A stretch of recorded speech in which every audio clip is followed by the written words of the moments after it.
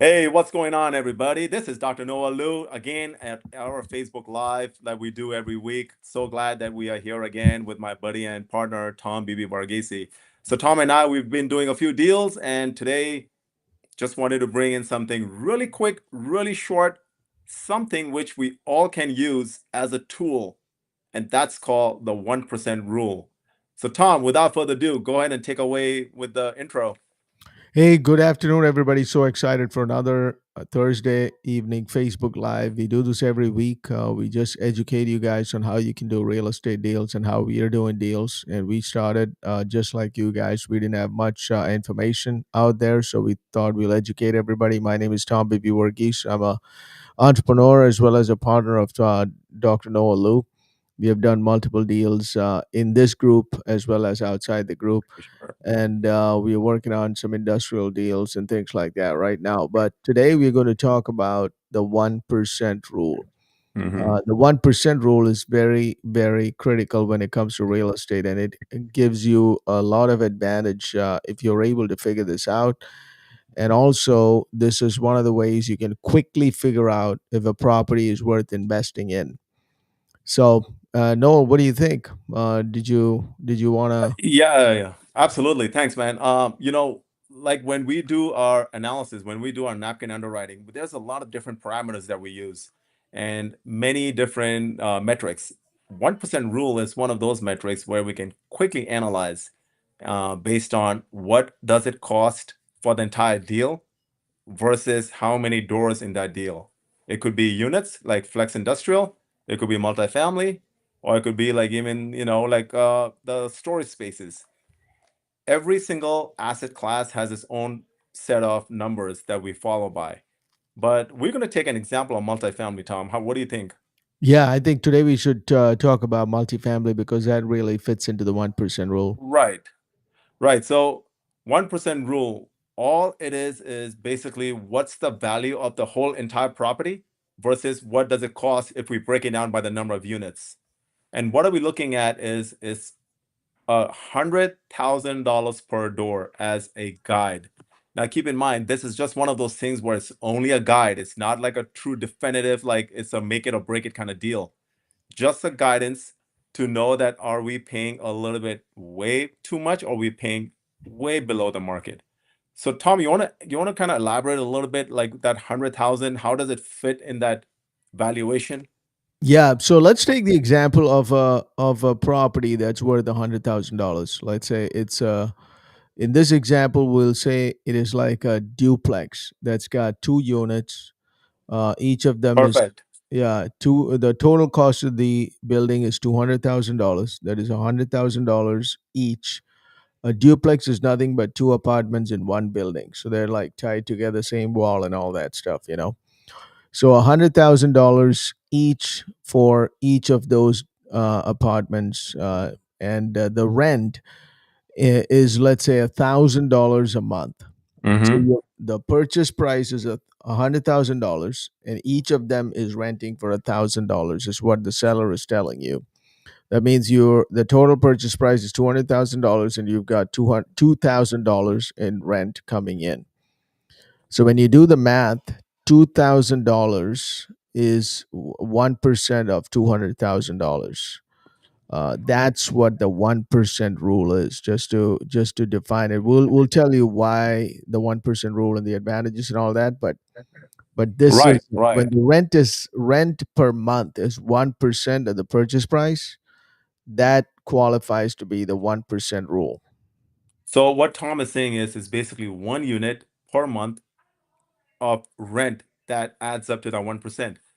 The other metric that we also like to look for is what is the cost of that unit. So like Tom said, is 100 grand per unit times two, 200K. So that basically means that the whole deal is worth 200K.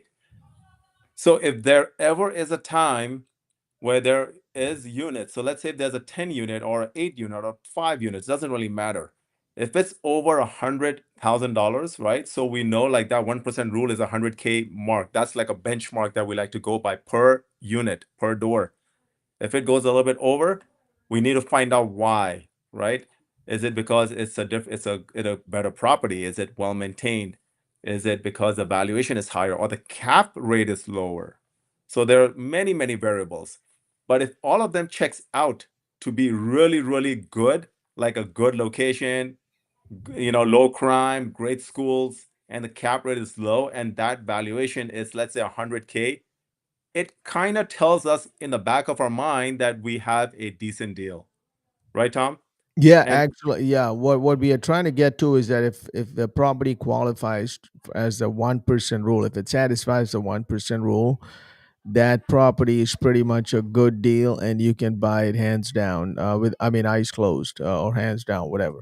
So, in other words, you don't need to do too much due diligence, but you need to still do your due diligence. But bottom line is, if you're able to find a 1% rule, a property that fits the 1% rule, just go ahead and try to buy it. And this right, and it applies could be, to, yeah. sorry, go ahead. No, no, go for it, Tom. So this applies to, let's say a property is worth $300,000 and the rent is $3,000. That's 1%. It's not just for smaller properties. It applies to any kind of property. So Right. though, that's what you got to keep in mind. And if it's a great, great deal and it's in a great location, and let's say if it's like at under 100 grand a door kind of deal, and the seller is just trying to get rid of it because it's distressed or for whatever reason, it's a great buy. It's a Yeah. great buy, especially if it's in a great neighborhood. So there will be a lot of deals that's going to be coming up, but the only thing is time. Got to take that time to scout out these kind of deals because it's kind of hard to find also, right, Tom? Yeah, absolutely. I mean, that's what I was going to get to, is that there is not many of these deals around.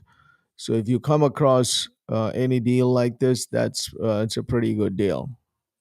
And it's okay, like if there are many doors that are going to be like 200K or 250K or 400K a door, that does not mean that you rule those deals out. It's just that it's way higher than the 1% rule. And basically, the 1% rule is just there as a guidance. It's not like a make it or break it kind of deal, like I said it, initially. All it does is just provides a little guidance to let everybody know that, hey, if it's over 100K a door, we just need to find out why. And if it is under 100K a door, we need to find out again why. And if you can add those two metrics together, where if it's a great place to invest in, and if it's 100K a door or under, it's a great, great buy to go in and get that deal done because that will satisfy how would have satisfied the 1% rule. But again, like I said, it's not the make it or break it kind of metric that we use. It's just simply a guidance for anybody starting off in real estate.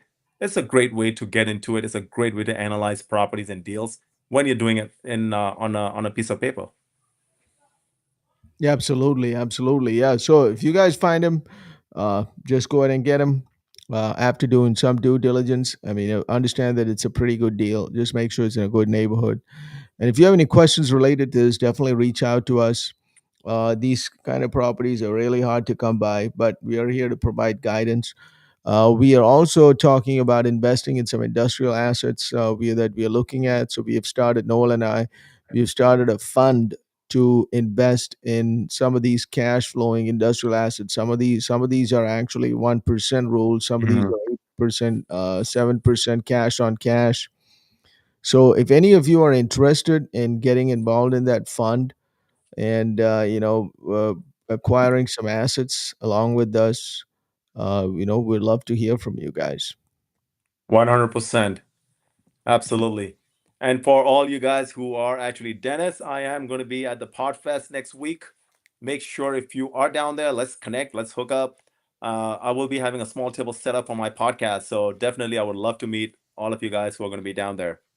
And with that being said, I think we should land the plane there, right, Tom? Yep, sounds good. Have a good night, guys. Again, reach out to us if you have any questions related to the 1% rule or related to the fund that we are starting. And of course, we are always available. DM us for any questions or anything that you may have. And we will take off and see you guys next week. All right, have a good night, guys.